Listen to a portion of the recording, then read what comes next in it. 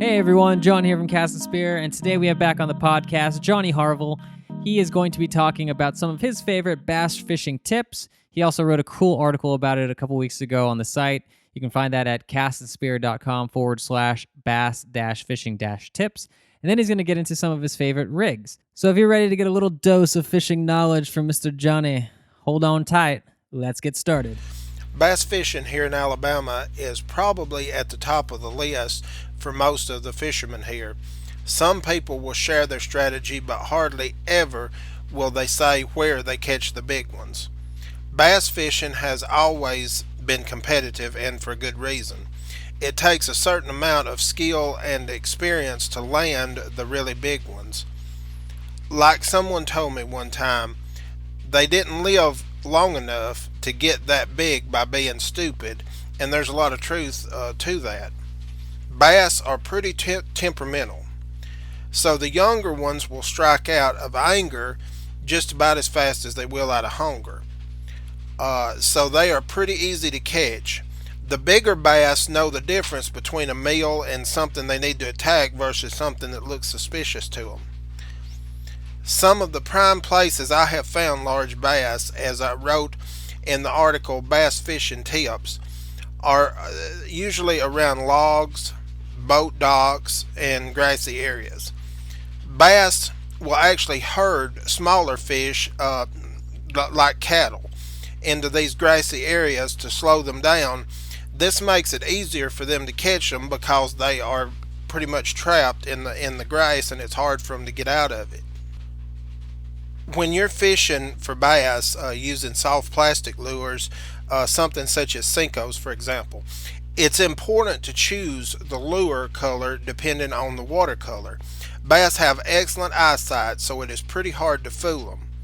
In this area, the darker colors usually work best, at least in the creeks around where we fish. Here, Johnny gets into his two favorite rigs for catching bass. By far, the rig of choice for me is the Carolina rig and the Texas rig. Those are pretty much the go-to for bass around here in this area. In the summer, topwater plugs work pretty well, but in several areas, especially where we fish, you would lose a topwater plug pretty easy.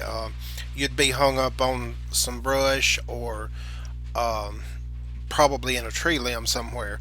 So it's not that big a deal if you lose a soft plastic or two, but a topwater plug is a little bit harder to replace, especially if it's one that you've had for a long time.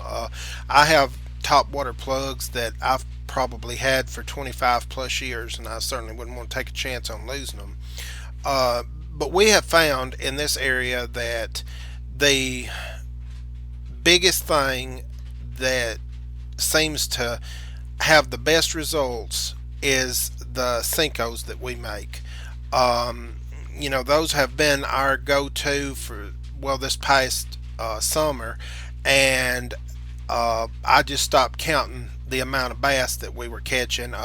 We went to places where people had talked, saying that there wasn't any fish whatsoever in that particular pond or in that particular area of the creek, and within just a little while we were catching fish. Of course, we used our secret sauce attractant with them, but for me, the probably the go-to rig that I keep ready to go, and a couple of them on hand that's ready to replace, is probably going to be the Texas rig or the Carolina rig.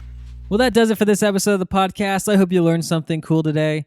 Also, I have something awesome to announce. We just opened up the Cast and Spear shop. Yep, that's right. We have a shop now, and we are selling exclusively the same Senkos that Johnny was talking about in this podcast. Extra strong, extra strength, perfect for bass, catfish, crappie, and a whole bunch of other fish that are freshwater. And for the first 100 people, just to say thanks, we will double anybody's order. So if you buy one pack, we'll send you two. If you buy two, we'll send you four.